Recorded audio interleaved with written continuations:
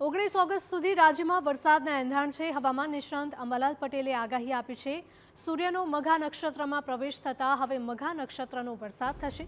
રાજ્યના વિવિધ ભાગોમાં વરસશે મઘા નક્ષત્રનો વરસાદ। સૌરાષ્ટ્ર કચ્છના કેટલાક ભાગોમાં પણ વરસાદની શક્યતા છે। દક્ષિણ ગુજરાતના ભાગોમાં વરસાદની આગાહી કરાઈ। રાજ્યના વિવિધ ભાગોમાં 19 ઓગસ્ટ સુધી વરસાદી ઝાપટા પડવાની આગાહી આપવામાં આવી છે। અંબાલાલ પટેલે જણાવ્યું હતું કે મઘા નક્ષત્રમાં જે વરસાદ વરસે છે તે વરસાદનું પાણી કૃષિ પાકો માટે સારું ગણાય છે।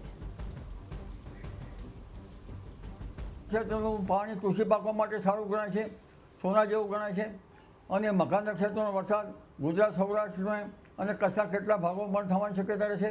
દક્ષિણ ગુજરાતના ભાગોમાં પણ થવાની શક્યતા રહેશે।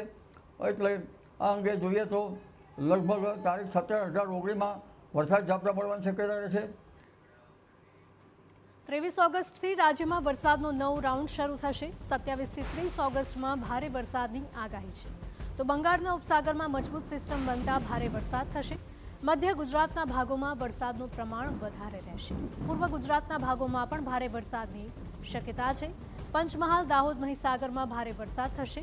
ગુજરાત, દક્ષિણ ગુજરાતમાં પણ ભારે વરસાદની આગાહી અપાઈ છે।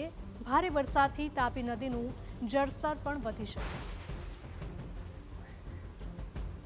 મજબૂત સિસ્ટમના કારણે લગભગ તારીખ 27થી 30માં ભારે વરસાદ ઝાપટા કેટલાક ભાગમાં પડવાની શક્યતા રહેશે।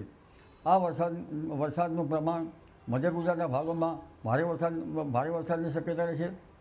વડોદરાના ભાગો તેમજ લગભગ અન્ય ભાગોમાં વરસાદનું પ્રમાણ વધારે રહેવાની શક્યતા રહેશે।